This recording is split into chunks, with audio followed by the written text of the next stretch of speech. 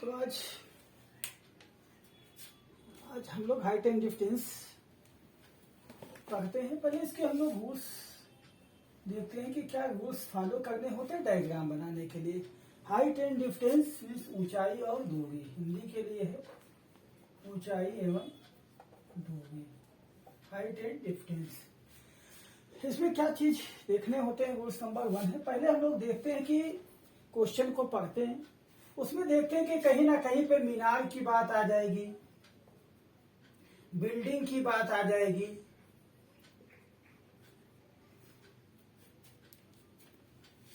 Mountain की बात आ जाएगी, टावर की बात आ जाएगी। ये सब बहुत सी चीजें हैं। तो इसमें हमें जज कर लेना होगा कि कौन सी ज्यादा ऊंची होती है, उस चीज को उतना ही ऊंचा बनाते हैं। क्योंकि कभी कभी दो चीजें हो जाती हैं कि बिल्डिंग भी आ गया और टावर भी आ गया। अब इसमें देखना होगा कि बिल्डिंग ऊंची है कि टावर ऊंचा होता है। जो भी ऊंचा होगा उसको दिखा दिया जाएगा। दूसरी बात है कि एलिवेशन एंगल होगा, एलिवेशन एंगल की बात होगी। और इसी में तीसरा डिप्रेशन एंगल की बात होगी।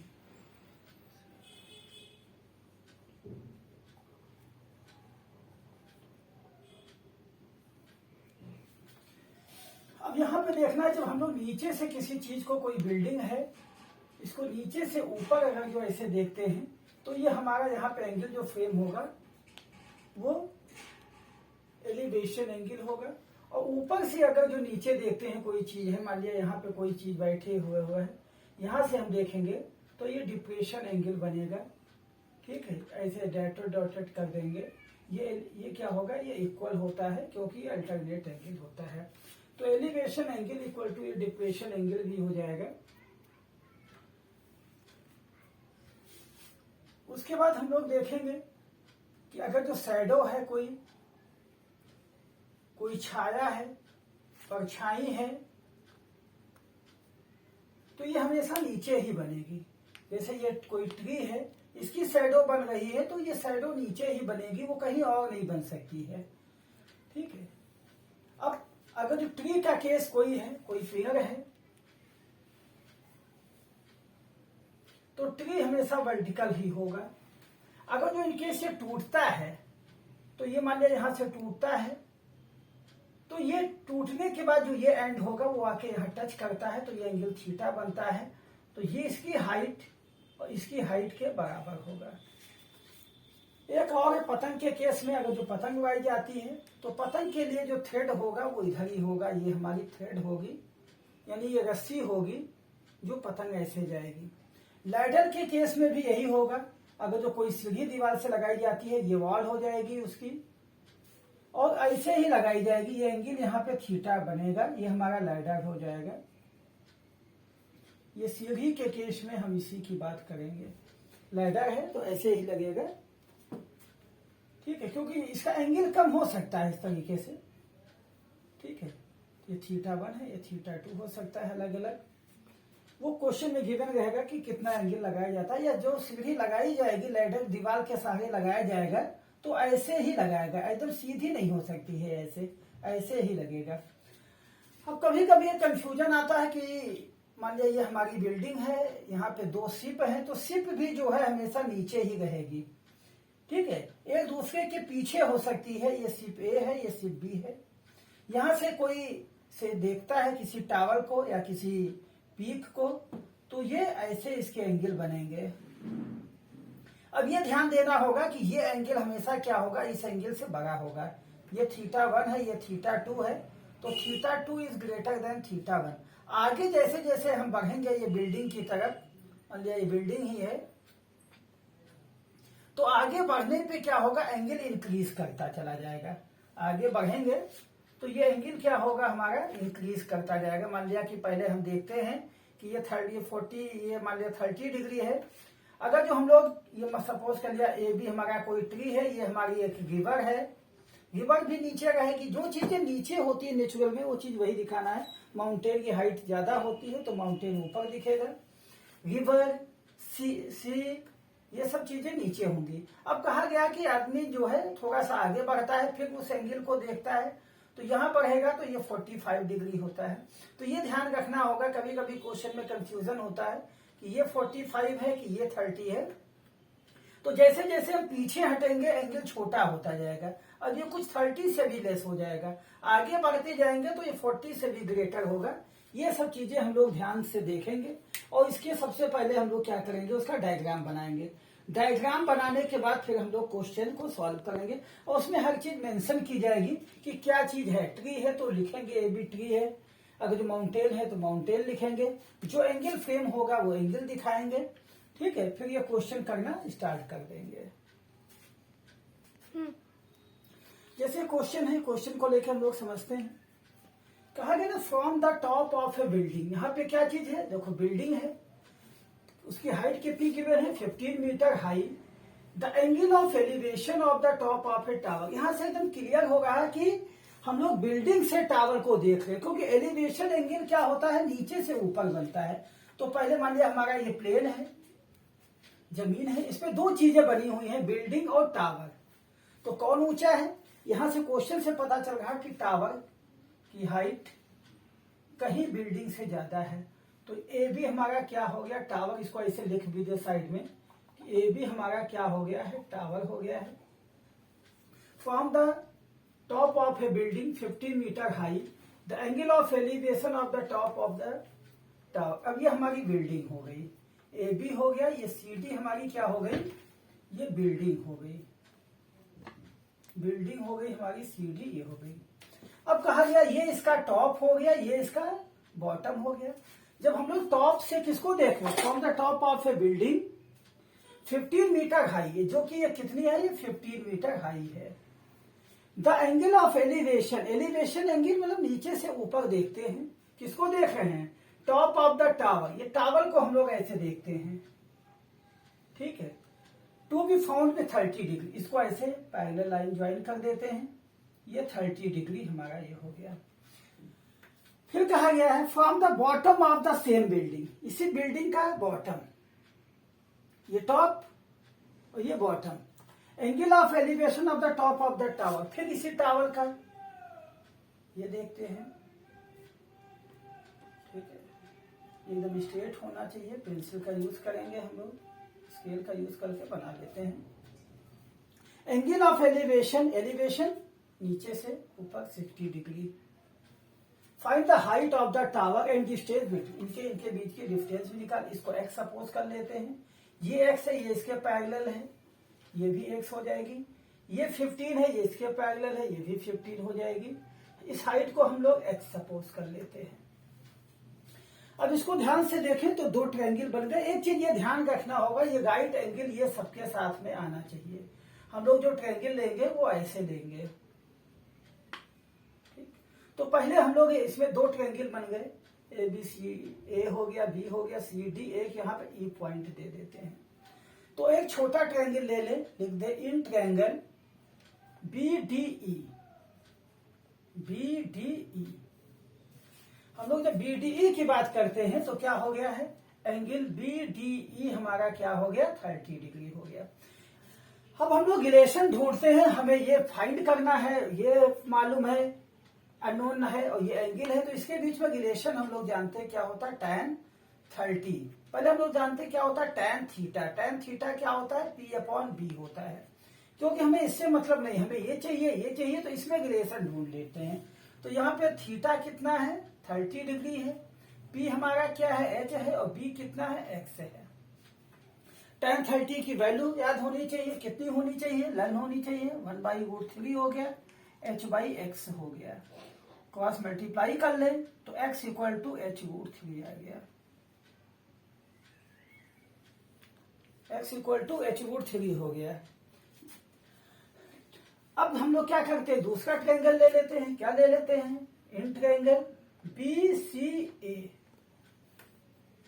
और एंगल BCA हमारा कितना है, यहाँ पे 60 डिग्री है। अब ये पूरे ट्रायंगल की बात हो गई है, तो ये पूरा चाहिए।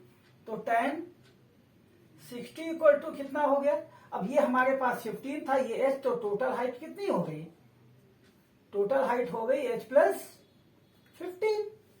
तो h + 15 और पूरा बेस हो गया x। tan 60 की वैल्यू मालूम होनी चाहिए, कितनी होती है, √3 equal to h plus 15 upon x।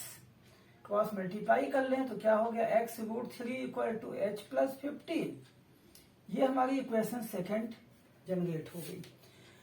अब इक्वेशन फर्स्ट से हम लोग इसकी वैल्यू यहां पे पुट कर देते हैं। क्या करें, पुट कर देते हैं x equal to h√3 in second. Second में वैल्यू पुट करते हैं। क्या सेकेंड वैल्यू हमारी क्या है, x √3 equal to h plus 15। तो x की जगह क्या हो गया, h√3, √3 ऑलरेडी यहां पे है इसलिए √3 h प्लस 15। √3 मिलके हमारा 3 हो गया, 3h equal to h plus 15।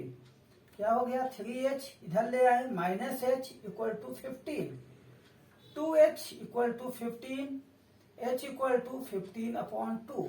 Solve कर लें तो h की वैल्यू आ गई 7.5।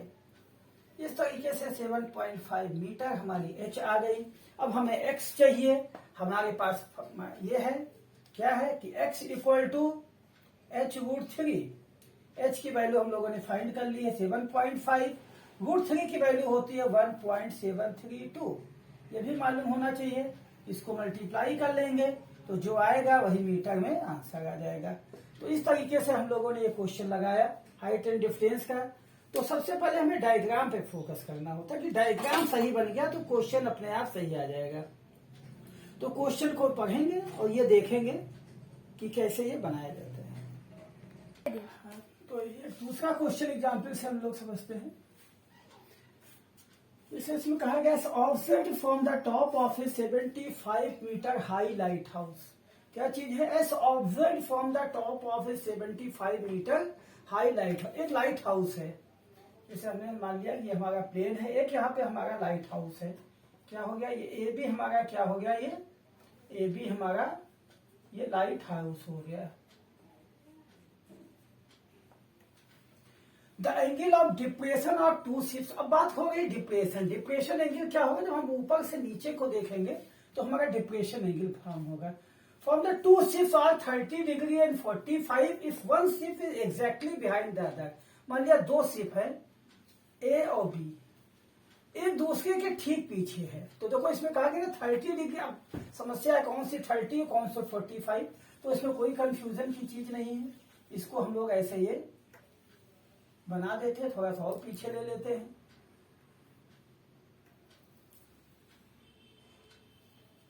ठीक है,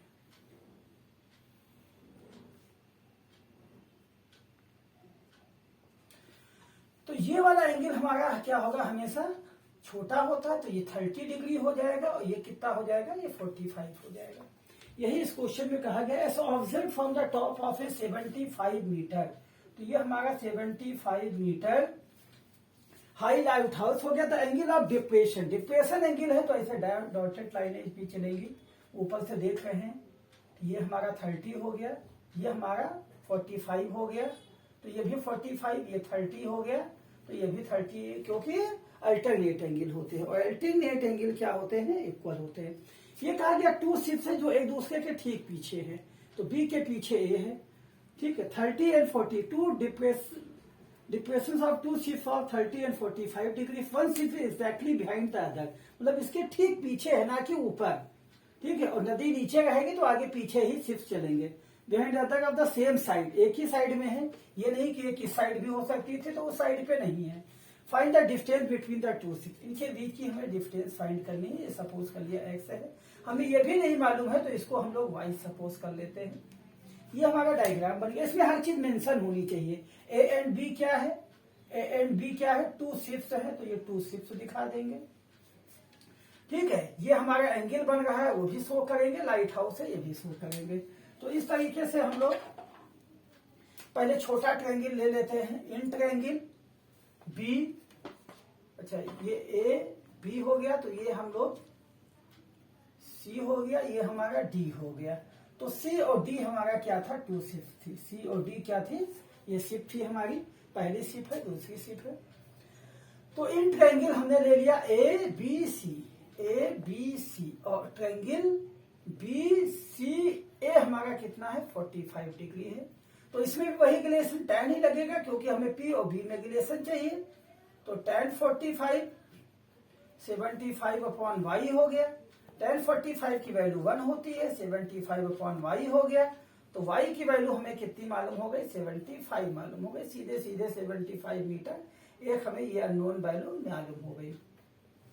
अब हमें tan 30 जब देंगे तो ये पूरा डायग्राम ये राइट एंगल दोनों में इंक्लूड होना चाहिए, तभी हम लोग tan थीटा या sin theta cos theta trigonometrical value लगाते हैं, राइट एंगल के लिए ही अप्लाई होता है।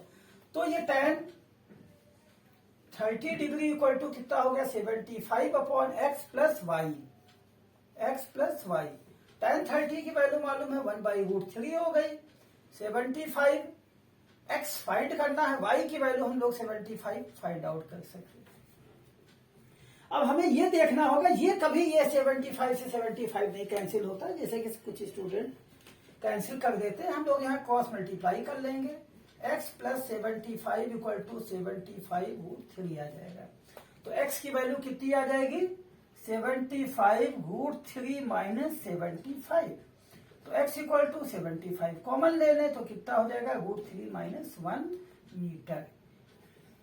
यहां भी इसको छोड़ा जा सकता है, आगे भी सॉल्व कर सकते हैं। कैसे सॉल्व कर सकते हैं, x इक्वल टू 75 √3 की वैल्यू होती 1.732 माइनस 1।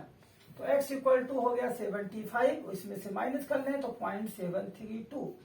इसको हम लोग मल्टीप्लाई कर लेंगे 75 इंटू 7.732, जो भी आ जाएगा वही हमारा आंसर होगा। तो इस तरीके से हम लोग यहाँ पे क्या करेंगे इसकी वैल्यू निकाल लेंगे। इसको मल्टीप्लाई करके चेक कर लेते हैं कितना हो गया 0.732 इंटू 75। 5 2 जा 10, 5 3 जा 15, 16, फिर 1 कैरी हो गया, 5 7 जा 35, 36 हो गया। फिर ये हो गया 7 2 जा 14, 7 3 जा 21, 22, 7 7 जा 49, 51, 7 1 जा 7, 5 12 हो गया। प्लस कर ले 0 10 8 4 1 2, कितने के बाद 3 के बाद पॉइंट लगा देंगे। तो ये हमारा कितना आ जाएगा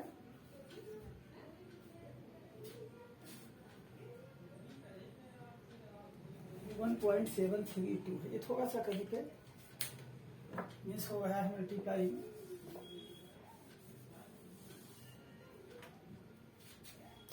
अच्छा 0.732 था, 1 नहीं था, 0.732 को मल्टीप्लाई करना था। 0.732 है, ये 75 को जब कर लेते 5 2 जा 10, 5 3 जा 15, 16 हो गया।